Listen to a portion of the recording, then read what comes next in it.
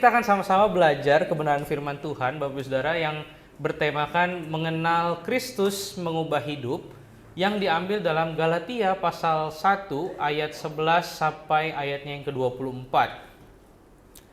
Galatia pasal 1 ayatnya yang ke-11 sampai ayatnya yang ke-24.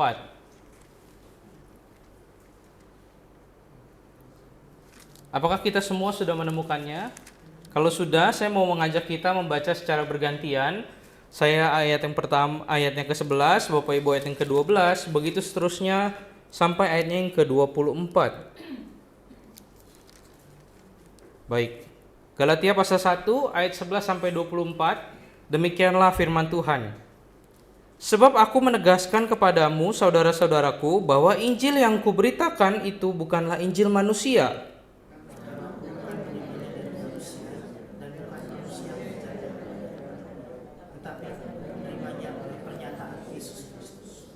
Sebab kamu telah mendengar tentang hidupku dahulu di dalam agama Yahudi, tanpa batas aku menganiaya jemaat Allah dan berusaha membinasakannya.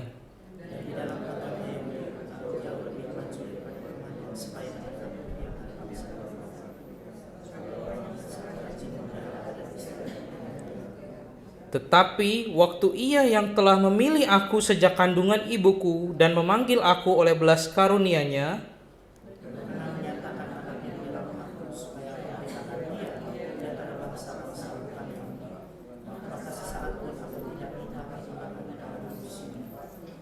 juga aku tidak pergi ke Yerusalem mendapatkan mereka yang telah menjadi rasul sebelum aku, tetapi aku berangkat ke tanah Arab dan dari situ kembali lagi ke Damsyik.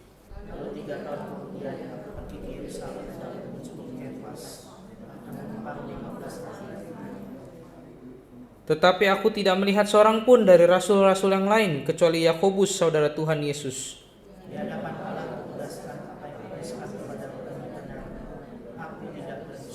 Kemudian aku pergi ke daerah-daerah Syria dan Kilikia. Mereka hanya mendengar bahwa Ia yang dahulu menganiaya mereka sekarang memberitakan iman yang tidak pernah dibinasakannya. Sedemikian jauh pembacaan firman Tuhan. Berbahagialah setiap kita yang membaca, merenungkan, dan melakukan firman Tuhan.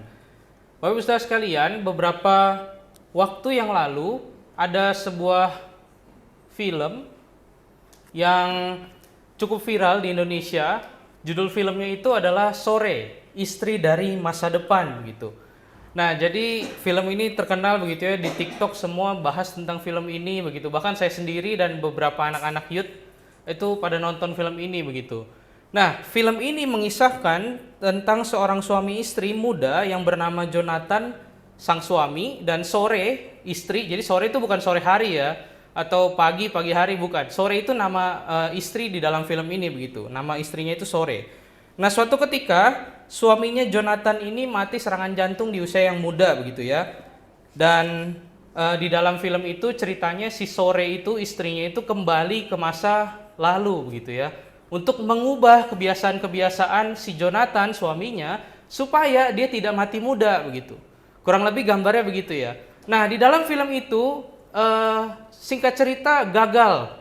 Dalam arti si Jonathan suaminya itu berulang kali tetap merokok, tetap tidur malam, tetap minum minuman keras dan lain sebagainya yang menyebabkan dia nanti akan mati di masa depan begitu. Ini judul filmnya jenis filmnya science fiction ya. Jadi jangan tanya saya kenapa dia bisa balik ke masa lalu gitu. Namanya juga film ya. Tetapi ketika menonton film ini saya melihat ada usaha dari sang istri yang coba berkali-kali, mungkin ada ratusan kali dia kembali ke masa lalu untuk mengubah suaminya, orang yang dia cintai, supaya tidak mati di masa depan dengan keadaan serangan jantung gitu. Nah, ketika menonton ini, waktu itu saya nonton dengan adik kelas saya begitu dari saat yang lagi liburan di sini, terus dengan hamba Tuhan teman saya di GPMRI Kemurnian, kami nonton rame-rame begitu ya, dengan pacar saya juga begitu, kami nonton berempat, terus kemudian waktu nonton itu saya berpikir begitu ya, kisah ini memang kisah tentang romance begitu ya, tentang kisah cinta yang dibahas dalam sebuah film, tapi saya jadi berpikir apakah cinta itu mengubah seseorang gitu. Karena kalau di dalam film ini tampaknya sang istri ini sangat cinta sama suaminya sampai rela berulang kali balik ke masa lalu supaya suaminya tidak mati di masa depan. Tetapi yang terjadilah berulang kali juga suaminya tidak berubah. Karena hal itu saya bertanya-tanya, apakah cinta adalah hal yang cukup untuk mengubah seseorang? Atau kalau memang bukan hanya cinta, apa yang diperlukan untuk mengubah seseorang? Tetapi cinta bukan tidak akan mengubah seseorang. Cinta bisa mengubah seseorang dengan catatan, kalau orang yang menerima cintanya itu memang menerima dan melihat cinta yang diberikan itu dan melakukannya karena cinta yang didapatkannya. Di dalam bagian firman Tuhan yang kita baca, bagian ini adalah bagian pembuka dari surat Galatia yang dituliskan oleh Rasul Paulus, dan di dalam pembukaan ini Rasul Paulus menuliskan bagaimana perjumpaannya pribadi dengan Tuhan Yesus begitu ketika ia sedang jalan ke kota Damsyik. Kita tentu dari sekolah minggu sering ya dengar kisah ini begitu. Kita melihat bagaimana kisah ini mungkin sudah diulang-ulang kita dengar begitu ya di dalam kehidupan kita sebagai orang percaya. Dan di dalam surat Galatia Rasul Paulus kembali menuliskan bahwa saya dulu adalah orang Yahudi yang rela membunuh setiap orang Kristen, yang rela menganiaya setiap orang Kristen. Dan ketika perjumpaan pribadi dengan Tuhan Yesus, kehidupannya berubah. Ada satu kesaksian yang dituliskan Rasul Paulus dalam bagian ini.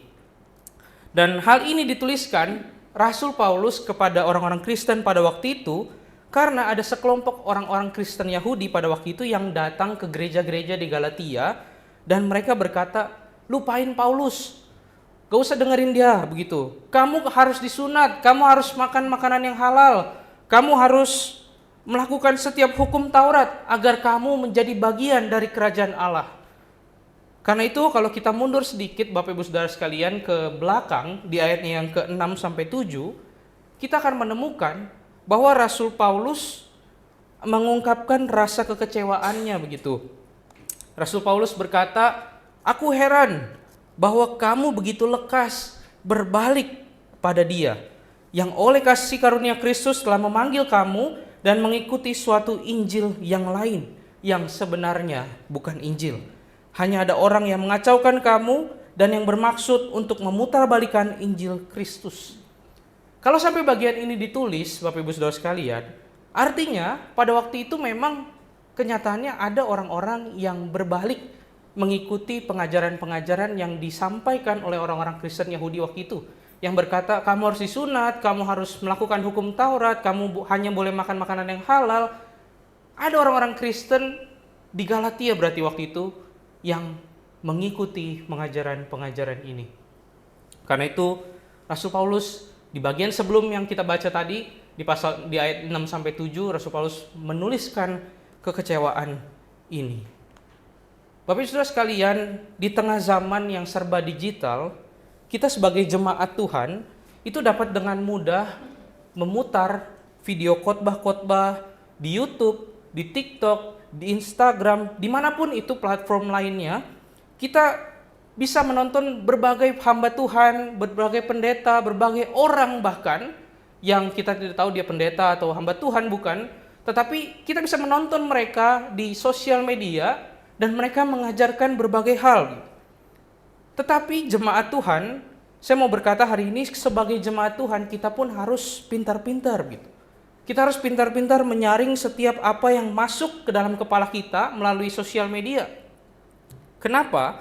Karena sadar tidak sadar, banyak pembicara-pembicara di luar sana di sosial media yang mengajarkan kesesatan yang terselubung. Tampaknya benar, tapi rasanya, langsung saya terima begitu. Dan dijadikan kebenaran. Saya ambil contoh misalnya, waktu beberapa, mungkin tahun lalu begitu ya, ketika kekristenan progresif terkenal begitu ya, sedang viral-viralnya di sosial media, salah satu pernyataan dari pastornya yang terkenal itu adalah tentang perpuluhan gitu ya. Orang Kristen tidak perlu lagi memberikan perpuluhan karena itu perjanjian lama, bukan perjanjian baru katanya, dan lain-lain sebagainya. Berapa banyak orang Kristen yang ketika menonton itu, oh bener nih kalau gitu ngapain saya kasih perpuluhan, dan lain-lain sebagainya. Kenapa kita perlu hati-hati dan kita perlu menyaring? Karena orang-orang di luar sana, pembicara-pembicara di sosial media itu, kalau kita tidak menyaringnya, kita akan mempelajari sesuatu kesesatan yang terselubung. Nah, tapi pertanyaannya, bagaimana mungkin kita bisa mengetahui apakah itu ada pengajaran yang salah atau pengajaran yang benar? Kalau kita memang tidak pernah mengenal kebenaran itu sendiri, bagaimana mungkin kita bisa tahu firman Tuhan yang kita dengar itu menyesatkan atau mengubah hidup kita kalau kita sendiri tidak pernah belajar tentang firman Tuhan atau tidak pernah membacanya secara langsung?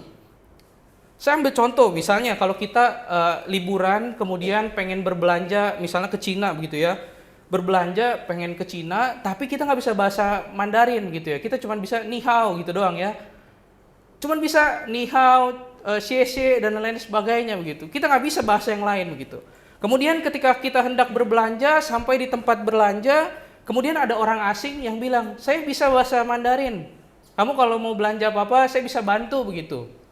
Nah, pertanyaannya, apakah ada kemungkinan kita ditipu dengan harganya dinaikin oleh orang yang ini?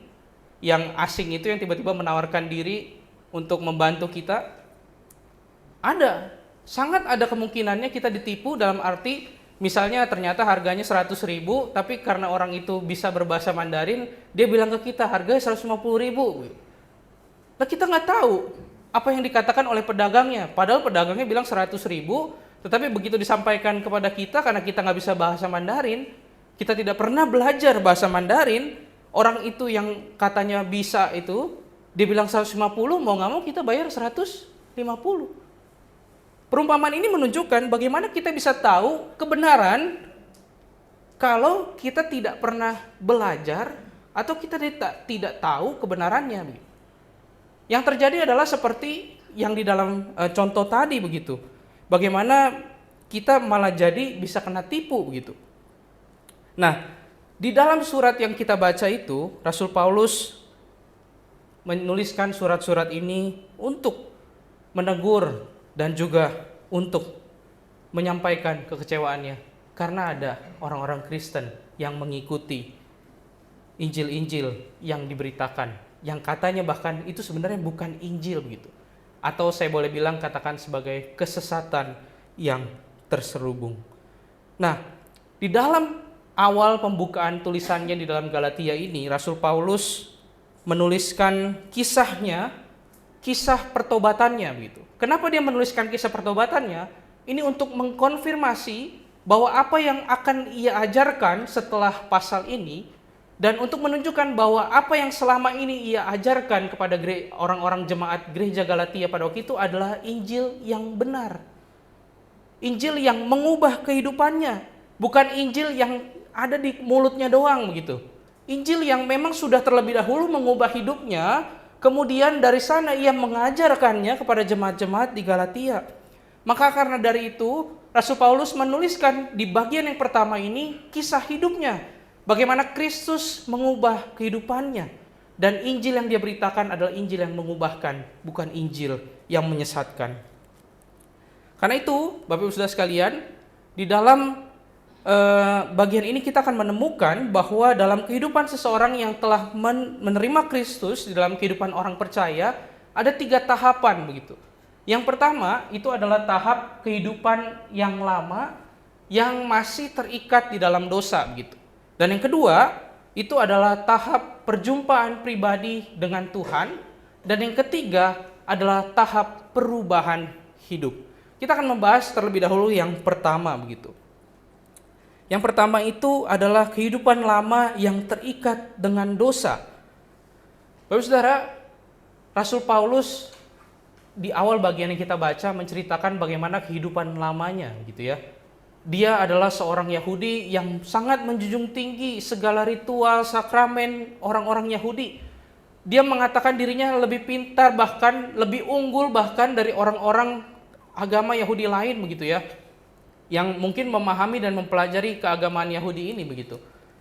Tetapi yang terjadi dalam kehidupan lamanya, ia justru menganiaya orang-orang Kristen. Dia mengejar, membunuh. Salah satu yang terkenal itu adalah kisahnya Stefanus begitu ya. Paulus hadir di sana dan inilah kehidupan lama Rasul Paulus, di mana Rasul Paulus berkata, meskipun ia adalah seorang Yahudi yang sangat mengenal dan sangat memegang hukum Taurat, ia melakukan semuanya itu. Mengapa ia melakukan hal itu? Karena ia ada di tahap yang pertama ini, yaitu hidup di dalam kehidupan yang lama, yang tenggelam di dalam dosa. Bapak Ibu Saudara sekalian, kita pun sebagai manusia yang masih hidup di dalam dosa, kita akan kecenderungannya adalah melakukan dosa. Kita yang ada di tahap pertama ini tidak akan mungkin punya kecenderungan untuk melakukan hal yang benar begitu. Karena kita hidup dan tenggelam di dalam dosa. Tahap ini adalah tahap di mana kita belum mengenal Tuhan. Tahap ini adalah tahap di mana kita mungkin belum sadar apa yang kita lakukan itu adalah yang dosa atau yang bukan. Tahap pertama ini adalah tahap di mana kita mungkin lahir sebagai orang Kristen. Saya lahir dari keluarga Kristen. Papa saya hamba Tuhan di GSJA begitu ya. Saya lahir langsung Kristen begitu. Saya baptis dari bayi begitu. Saya Kristen dari lahir. Tapi apakah saya lahir sebagai orang Kristen dari papa mama saya yang Kristen, kemudian saya tidak melewati tahap yang pertama? Tentu tidak, Bapak Ibu Saudara sekalian. Kita mungkin sebagai orang Kristen lahir, kemudian kita tapi belum sungguh-sungguh tahu dan kita belum sungguh-sungguh mengerti apa kekristenan itu. Inilah tahap yang pertama ini. Dan pada tahap yang pertama ini Alkitab menggambarkan bahwa manusia itu seperti hidup di dalam kegelapan. Dan begitupun Rasul Paulus menceritakan kisah ini di ayat yang 11 tadi sampai 15, bahwa inilah masa-masa ia di dalam kehidupan yang lama, yang hidup di dalam kegelapan itu. Dan setelahnya Rasul Paulus melanjutkan bahwa dia beralih dari tahap yang pertama ke tahap yang kedua, yaitu tahap perjumpaan pribadi dengan Tuhan. Di ayat 15 yang menjadi transisi dari kehidupan Paulus dari tahap yang pertama ke tahap yang kedua, Paulus berkata, tetapi waktu ia yang telah memilih aku sejak kandungan ibuku dan memanggil aku oleh kasih karunia-Nya. Pada titik ini terjadi perubahan yang drastis dalam kehidupan Rasul Paulus. Seperti yang kita tahu, tadi juga kita sudah nonton di bagian awal ibadah ini begitu ya, cuplikan kisah, penggambaran, drama dari bagaimana kisah Paulus berjumpa secara pribadi dengan Tuhan. Kalau Bapak Ibu Saudara mau membaca bagian firman Tuhan, ini juga dicatat di dalam Kisah Rasul pasal 9. Di sini diceritakan perjumpaan Paulus dengan Yesus yang membuat kehidupan Paulus putar balik 180 derajat. Titik ini adalah terjadi ketika seseorang mulai merasa adanya kesalahan jalan begitu. Ketika mengalami perjumpaan pribadi dengan Tuhan, pada titik ini seseorang akan sadar bahwa jalan yang selama ini dia lalui itu adalah jalan yang salah. Dan yang berikutnya adalah ketika seseorang sedang ada di tahap ini, dia akan mengikut Tuhan dan bahkan berkomitmen untuk melayani Tuhan.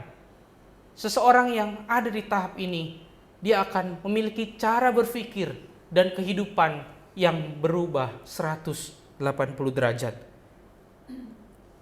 Bapak Ibu Saudara sekalian, pada titik ini pun sebagai orang percaya seharusnya kita punya kesadaran bahwa selama ini saya telah salah jalan.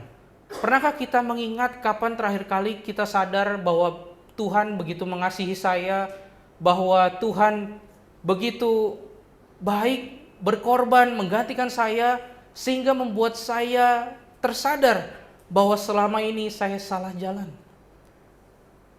Kalau saya pergi begitu ya ke suatu tempat yang baru, kemudian saya tidak menggunakan Google Maps begitu ya, saya coba jalan sendiri begitu, kemudian biasanya kita akan muncul perasaan, aduh ini salah nggak ya jalannya begitu ya.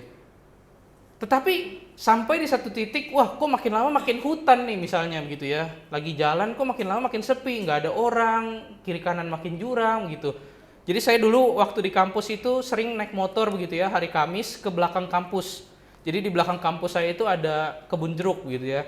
Saya suka iseng tuh naik motor, berduaan sama adik tingkat saya. Cowok tentunya.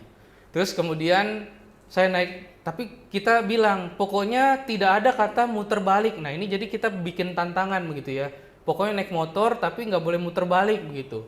Jadi saya jalan ke belakang kampus, lihat-lihat kebun jeruk begitu ya.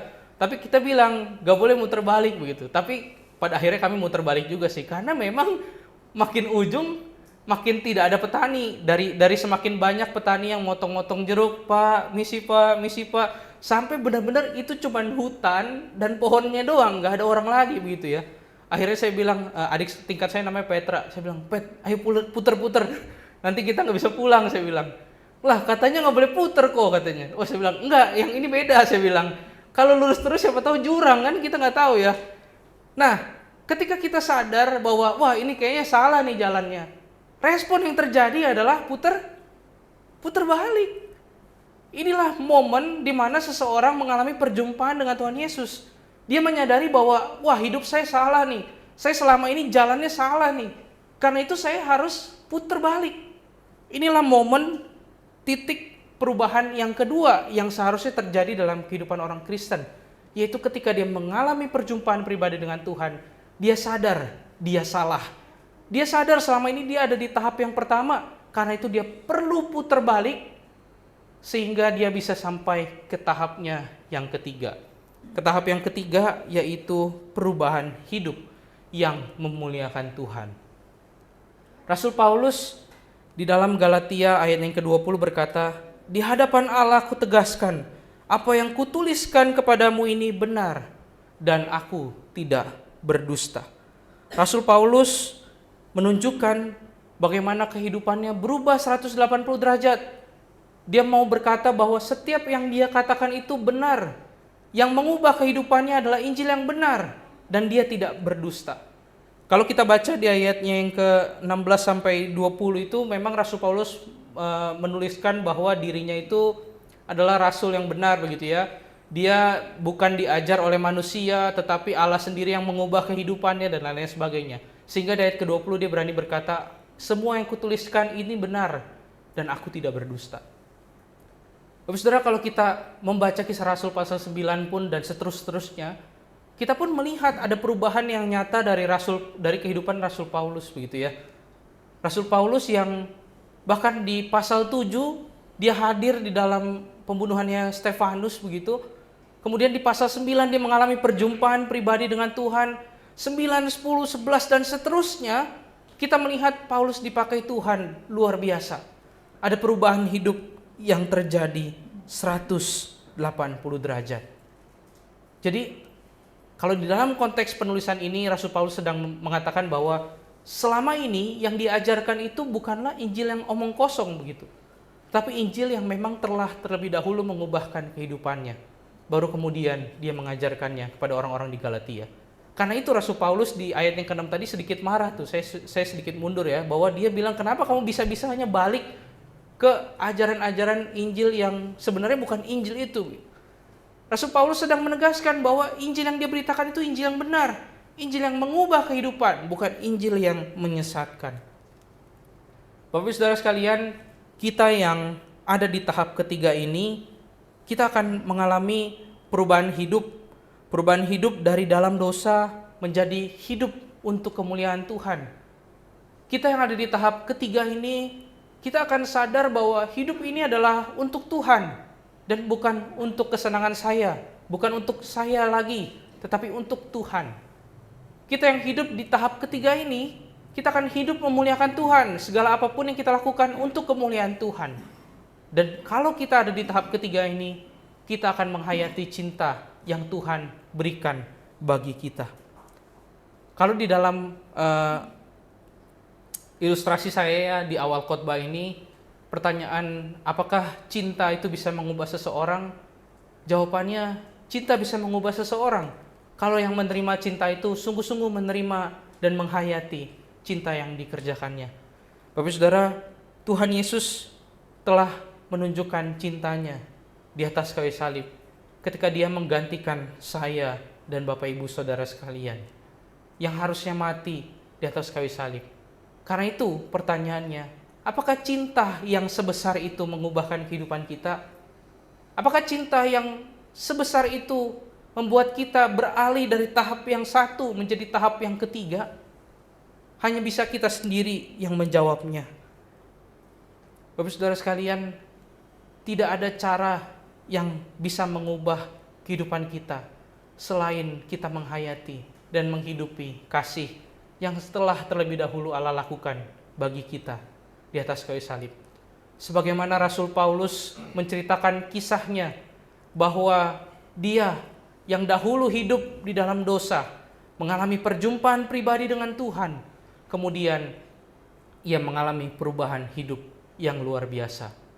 Pertanyaannya, apakah kita sebagai orang Kristen ada di tahap yang ke-1, ada di tahap yang kedua, atau ada di tahap yang ketiga? Ada di tahap manakah kita saat ini, Bapak Ibu Saudara sekalian? Saya mau mengajak dan memberikan kita kesempatan untuk saling berkumpul 2-3 orang yang ada di tempat ini. Mari kita saling sharing dan saling terbuka.